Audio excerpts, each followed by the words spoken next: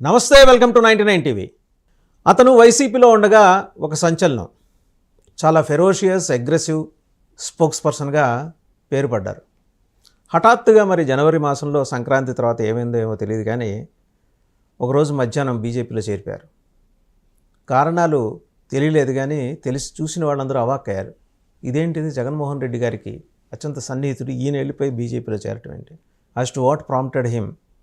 ఇవాళ ఆయన మన స్టూడియోలో ఉన్నారు, కనుమూరు రవిచంద్రారెడ్డి గారు. నమస్తే. బీజేపీ నాయకులుగా కనుమూరు రవిచంద్రారెడ్డి గారికి స్వాగతం.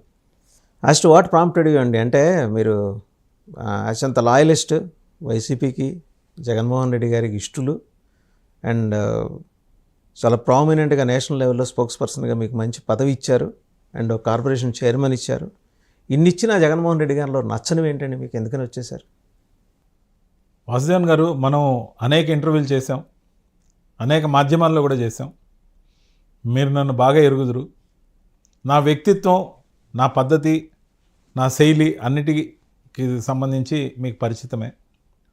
ఏది తొందరపడి నిర్ణయం తీసుకునే రకం నేను కాదు.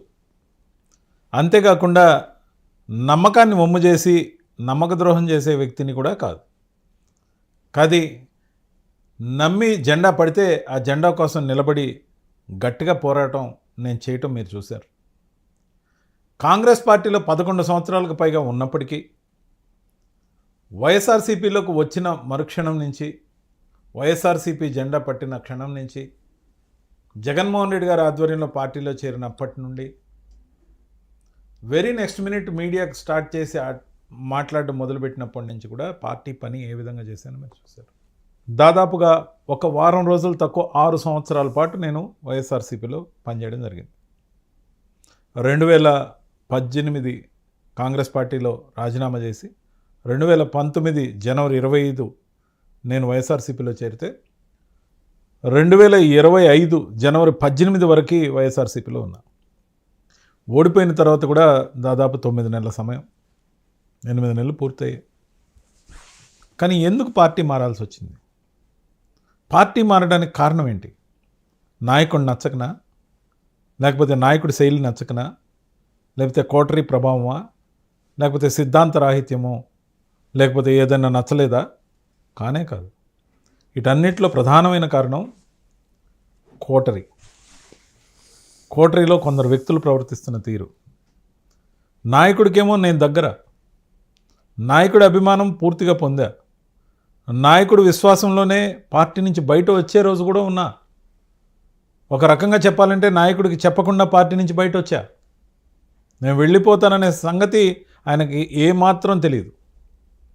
ఒక రకంగా నాకు ఆ విషయం ఇంట్లో కూడా విభేదించడం జరిగింది, కనీసం చెప్పకుండా వెళ్తున్నావు పార్టీ నుంచి. అయినప్పటికీ చెప్తే నేను పార్టీ నుంచి వెళ్ళలేను, ఆయనతో మాట్లాడితే పార్టీని వదలలేను.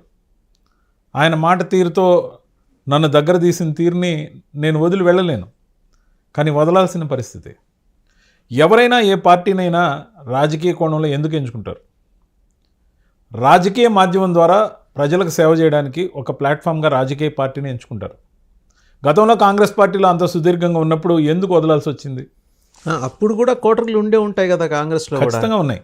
మరి అక్కడ ఉంటాయి, ఇక్కడ ఉంటాయి, ఇవాళ మీరు చేరిన బీజేపీలో కూడా ఉంటాయి. మరి ఈ కోటరీలు ఉన్నాయి కదా అని చెప్పేసి చెరువు మీద అలుగుతారా? నేను చెప్తాను. అక్కడ కాంగ్రెస్ పార్టీలో కోటరీలు ఉన్నమాట వాస్తవం. కానీ రాష్ట్రంలో నేను పనిచేస్తున్న దగ్గర నాకు అంత కోటరీలతోని దాటుకొని కూడా నాయకుడితోనే నేను ఉండగలిగేవాడిని.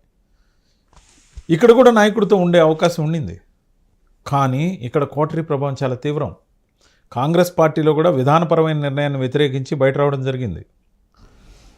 2014లో విభజన తర్వాత కాంగ్రెస్ పార్టీ మీద చాలా నెగటివిటీ ఉంది. కానీ రఘువీరారెడ్డి గారితో కలిసి రాష్ట్రం అంతా తిరగడం, అనేక రకాల యాక్టివిటీస్లో ఉండడం ఉండింది.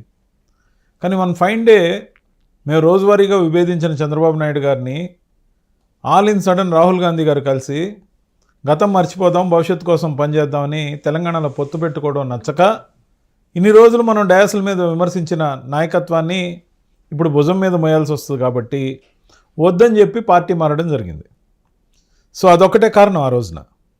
సో దాని తర్వాత ఏదైతే వైఎస్ఆర్సీపీలో పనిచేస్తూ వచ్చామో, మీరైనా నేనైనా ఎవరైనా పార్టీ పనిచేసేటప్పుడు పార్టీ గెలవాలని కోరుకుంటాం.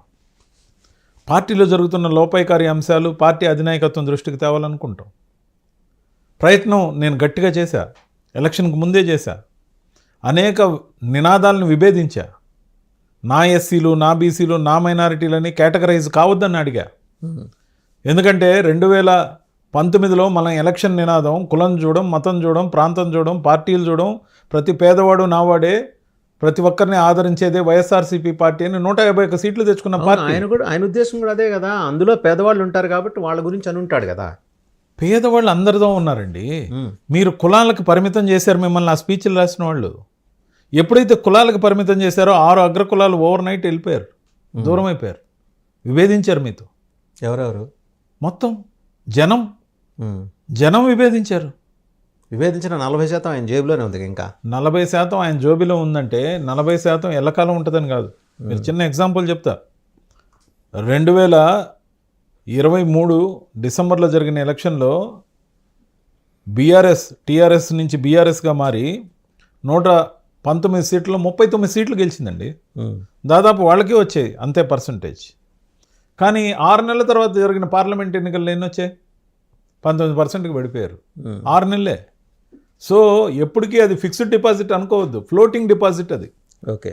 సో ఆ ఫ్లోటింగ్ అనేది జనం మనం ప్రవర్తిస్తున్న తీరును బట్టి, మనం తీసుకుంటున్న నిర్ణయాలను బట్టి, మనం చేసుకుంటున్న సమీక్షలను బట్టి, మనలో మార్పు వచ్చిందా లేదా అని చూసేదాన్ని బట్టి, అది నిజాయితీగా మార్పు కనిపించే విధంగా ఉందా లేదా అని గమనించిన దాన్ని బట్టి, మరి ప్రతి ఒక్కటి గమనిస్తారు. ప్రజలకి ఈరోజు మాధ్యమాలన్నీ చాలా దగ్గరగా ఉన్నాయి.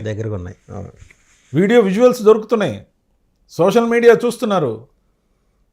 నడుస్తూ పోతున్నా, ఆఫీసులకు పోతున్నా, బస్సులో కూర్చున్నా, కారులో కూర్చున్నా అలా స్క్రోల్ చేశారంటే అనేక ఛానల్స్ అవైలబుల్, అనేక మాధ్యమాల ద్వారా తెలుసుకుంటున్నారు సమాచారం. మార్పు అనేది లేనిదే, మార్పు అనేది రానిదే కుదరదు. మరి ఓడిపోయిన తర్వాత మన దగ్గర సమీక్షలు పారదర్శకంగా ఎక్కడున్నాయి? ఎక్కడైతే ఉండాలనో, ముఖ్యంగా మన కోటరీ చుట్టుపక్కల ఉన్న వాళ్ళు మనకు ఎవరైతే ద్రోహం చేశారో, 1,00,000 మంది సైన్యంతో 40,000 మంది సైన్యం మన దగ్గర ఉంటే యుద్ధం చేయొచ్చు వాసుదేవన్ గారు, తెగించి కొట్లాడచ్చు, ఒక్కొక్కరు 4గురిని ఎదుర్కోవచ్చు.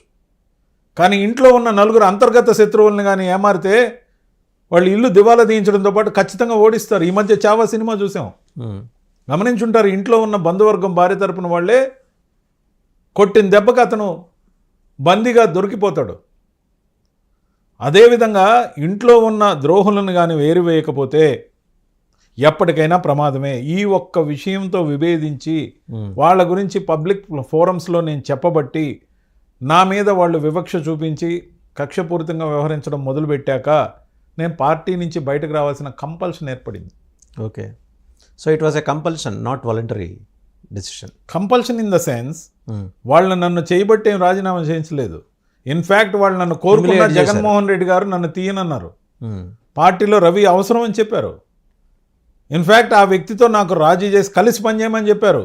అలా చెప్పిన తర్వాత కూడా ఆ వ్యక్తి ఛానల్స్కి ఫోన్ చేసి సదరు రవిచంద్రారెడ్డిని పిలవద్దు, లేకపోతే దూరం పెట్టండి, మేము చెప్పాం కదా.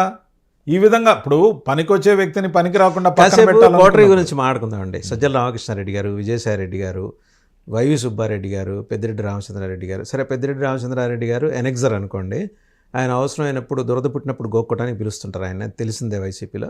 వీళ్ళ ముగ్గురే కోటరీ: విజయసాయిరెడ్డి, సజ్జల రామకృష్ణారెడ్డి, వైవి సుబ్బారెడ్డి. విజయసాయిరెడ్డి గారు కూడా, నాకు ఆ ప్రశ్న కూడా ఉంది. మీరు రాజీనామా చేసిన వారం రోజులకి ఆయన రాజీనామా చేశారు. మీరిద్దరు కూడబలుక్కొని రాజీనామా చేశారా? యాక్చువల్గా 2 నెలల ముందు, ఆయన రాజీనామా చేయకముందు 2 నెలల ముందు, నేను కూడా రాజీనామా చేయకముందు ఒక్కసారి కలవడం జరిగింది.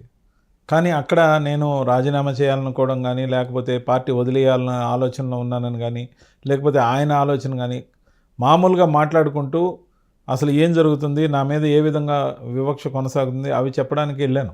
ఎందుకంటే ఆయన ద్వారానే నేను ఈ పార్టీలోకి రావడం జరిగింది కాబట్టి మంచి చెడ్డకి ఆయన దగ్గరికి వెళ్ళి చెప్పుకునేవాడిని. అలా 2 నెలల ముందు మాట్లాడుకున్నాం దాదాపు 1 గంట సేపు. కానీ ఏ క్షణంలో కూడా ఆయన పార్టీ